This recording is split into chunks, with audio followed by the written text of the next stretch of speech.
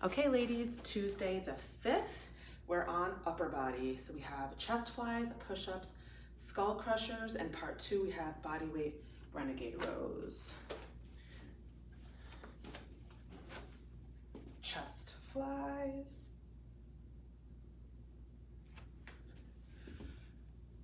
Push-ups, skull crushers. We all know what a push-up is, or kneeling. Skull crusher, you can use 1 or 2 weights. This is the one that's working your tricep. Okay. And body weight renegade row.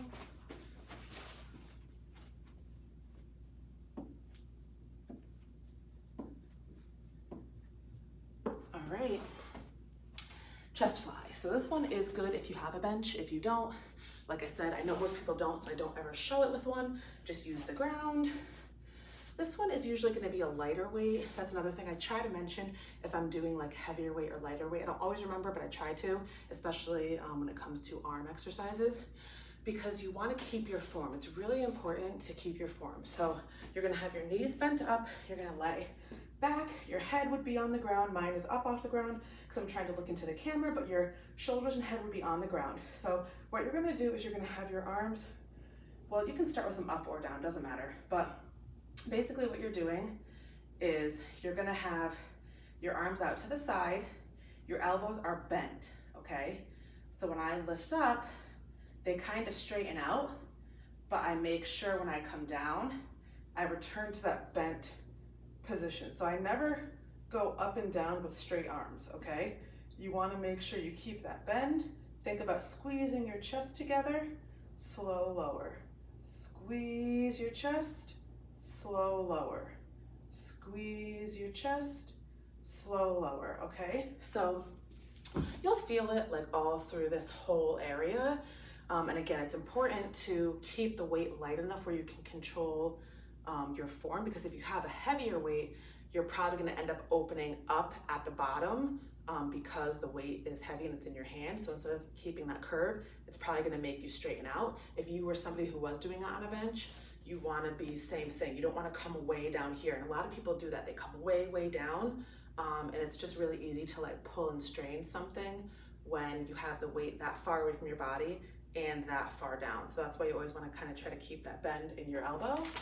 That's why I like to do it on the floor anyway. It's easier to control. And now we have our push-ups, which is another one with multiple modifications. So your easiest would probably be kneeling with a height. So that would mean I'm kneeling.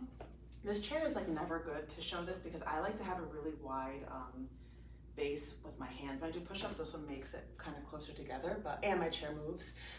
But you would be kneeling. And again, high plank position, but on your knees. So your shoulders, your elbows, and your wrists are in line.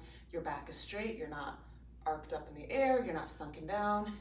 You have a nice neutral stance, and you just lower your chest toward the chair, push up. Lower your chest toward the chair, push up. That's going to be your easiest version. You could do a version on a chair where you're in high plank position. Again, it's hard for me because my chair is like slipping as I'm talking, but lower, up, lower, up. That's going to be harder than the kneeling. Kneeling on the ground. Same idea, everything is in line. You're not up here, you're not sunken down, and everything lowers at the same time and comes up at the same time. So a lot of times people keep their butt up and they lower their arms, or they lower their hips, and then it's like their arms have nowhere to go. So you always want to make sure that you have your body in a neutral position so you can lower down together, come up together, lower down together, come up together. And then you have full, where you're up on your toes. So basically, your high plank position is here. If I know I'm doing a push-up, I'm gonna widen out to where I'm comfortable holding my body weight. Lower down, push up, lower down, push up, okay? So what I was just mentioning is typical high plank, I would be about here. If I know I'm doing a push-up, I'm gonna widen up a little bit, okay?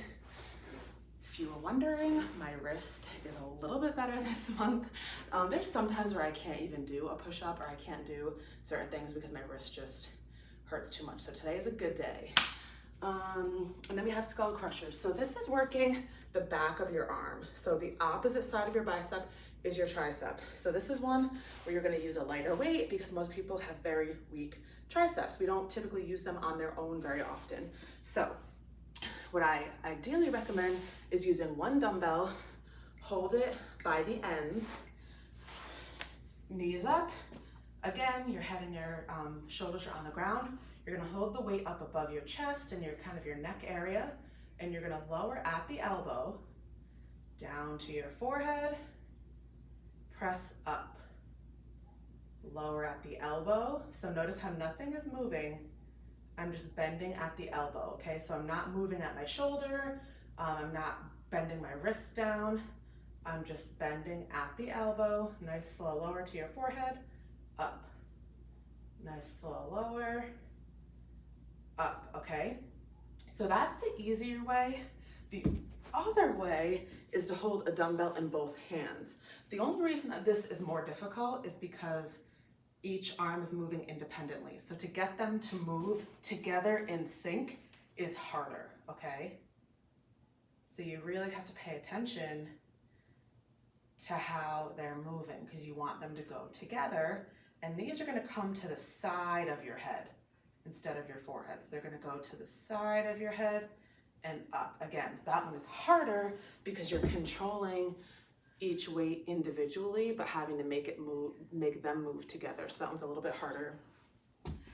So that's your rounds. You're gonna run through those, and then we're gonna do body weight renegade rows to a timer. So typically renegade rows have weight. In this one, I like to do it without weight because it's on a timer. If it was just in your rounds, you would use weight. Because it's in the timer, I want you to move faster. So that's why I took out the weight. So what you're gonna do, again, high plank position. And you're gonna widen up your feet a little bit. You might wanna widen up your hands a little bit. And what you're doing is you're rowing your arms. So you're rowing back one, pretty much like this, to your chest. Row the other arm. Row, row. So you're kind of using that shoulder blade to row your arm, but you're doing it in plank position. So row, row, row, row, row, row, row. If you need to drop down to your knees, that's fine. Row, row, row, row, okay? So again, you're thinking about pulling back on your shoulder blades. And I mean, you could technically add weight if you really want to go hard that day, but again, I like to not do it when I'm using a timer because I want it to be more about cardio and speed than it is about strength. So it's still up to you, but when I do this, I do it with none.